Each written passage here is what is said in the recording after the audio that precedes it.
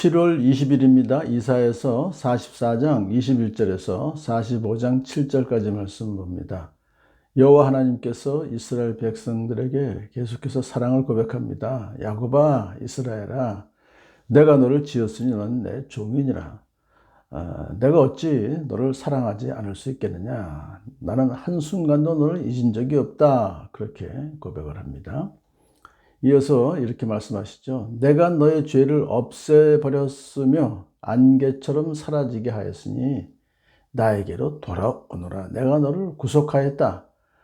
하나님께서는 벌써 이미 일방적으로 그들의 죄를 용서해 주셨고 그들을 구속하셨다 그래요. 그렇지만 그것이 그 각 개인에게, 이스라엘 백성 각각 개인에게 그것이 적용되기 위해서는 그들이 돌아와야 되죠. 하나님께로. 그 돌아오라는 말씀은 회개하라는 말씀입니다.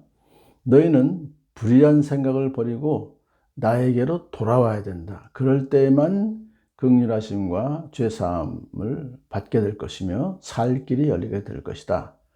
그렇게 이제 말씀하시죠.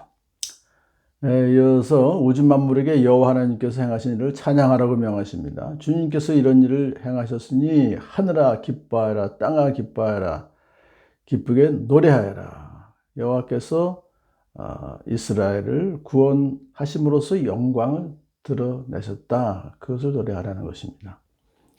하나님께서 이렇게 말씀하십니다. 내가 바로 만물을 창조한 주다. 나와 함께한 이가 없이 나 혼자서 하늘을 폈으며 땅도 나 혼자 넓혔다.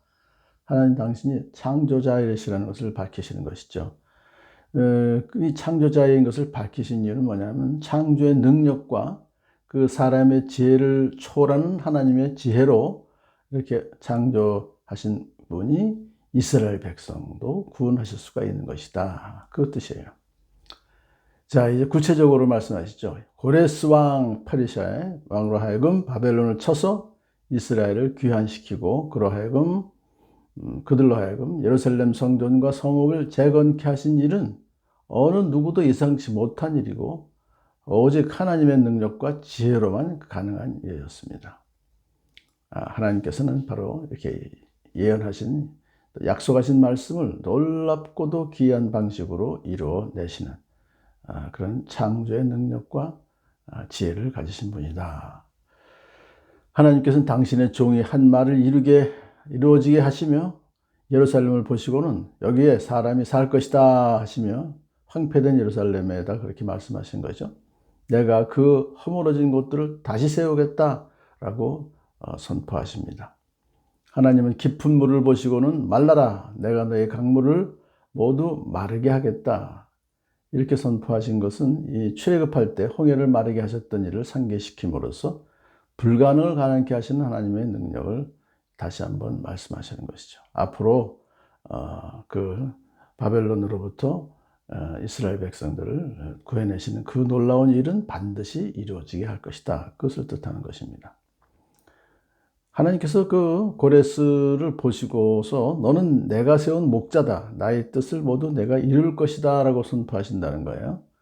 여호와 하나님은 이스라엘을 회복시키시기 위해서 페르시아 왕 고레스를 목자로 세운다. 원래 여호와는 나의 목자시니까 하나님이 이스라엘 백성의 목자이시죠. 근데 고레스를 대행을 하게 하신다. 그는 예루살렘 성을 재건하고 예루살렘 성전의 기초를 놓게 할 것이다. 그렇게 이제 선포합니다. 자, 구체적으로 이렇게 말씀하십니다. 하나님은 고레스에게 기름을 부으셔서 왕으로 세우셨어요. 그러니까 고레스는 기름 부음 받은 왕이에요. 하나님으로부터. 고레스에게 힘을 주셔서 바벨론을 포함한 열방을 굴복하게 하셨어요.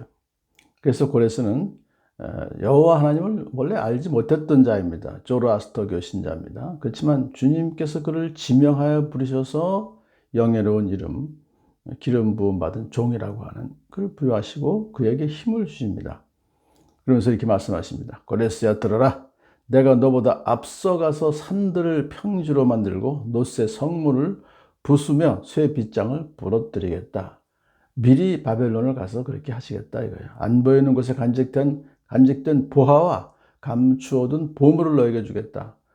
바벨론 성만 이제 멸망시키는 것이 아니라 감추어둔 보물까지 너에게 주겠다. 그러면서 이제 고레스는 여호와 하나님이 주님이신 것을 알게 되고 여호와 하나님이 자기를 지명하여 부르신 것을 알게 될 것이다. 그렇게 말씀하시죠. 하나님께서 왜 그러면 고레스, 이방인인 고레스를 지명하여 부르셨을까요? 그것은 이스라엘을 구원하기 위해서 그렇죠. 하나님은 고레스에게 당신의 백성을 귀환시키는 거룩한 도구, 기름받은 종으로 사용하시기 위해서 그를 지명하여 부르신 것입니다.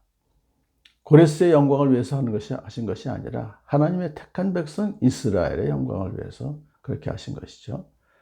하나님께서 이스라엘 백성을 그런 방법으로 회복시키시는 것은 하나님의 자존심을 세우기 위한 것이다.